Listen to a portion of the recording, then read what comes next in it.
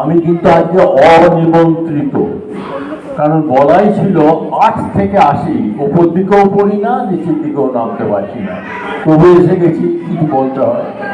যাই হোক, আমাকে যখন কেউ প্রধান অতিথি, বিচারক বা সভাপতি হিসাবে বলে, আমি সঙ্গে সঙ্গে রাজি হয়ে যাই। জানি নতুন জায়গায় যাব, কত নতুন মানুষের সঙ্গে পরিচয় হবে, বা পুরনো জায়গায় যাব, পুরনো মানুষের সঙ্গে পরিচয় হবে, অসুবিধা কি আছে? অসুবিধা আছে। ফাঁসির আসামিকে যদি তার উকিল বলে ভয় কি, যাও এবার দুর্গা বলে ঝুলে পড়ো, তাতে তার কোনো সান্ত্বনা থাকে না। সে মনে মনে ভাবে দুর্গা বলতে আপত্তি নেই, কিন্তু ঝুলে পড়তে আপত্তি।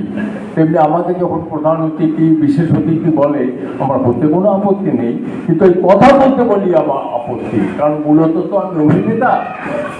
আমাকে এই নাট্যকার সংলাপ দেয়, আমি সেটাকে মুখস্থ করি, করে বলি, কিন্তু নিজে থেকে বলা সে বড় বিড়ম্বনা। আপনারা বলবেন তাহলে আপনি আসেন কেন? না আসার কি আছে? যিনি পুণ্যদান করেন তিনি গোত্র না সবেই জেনেই করেন, আর আমাকে যারা নিয়ে আসে খারাপ হবে জেনেই নিয়ে আসে। ভালো থাকবেন, ভালো রাখবেন, নমস্কার।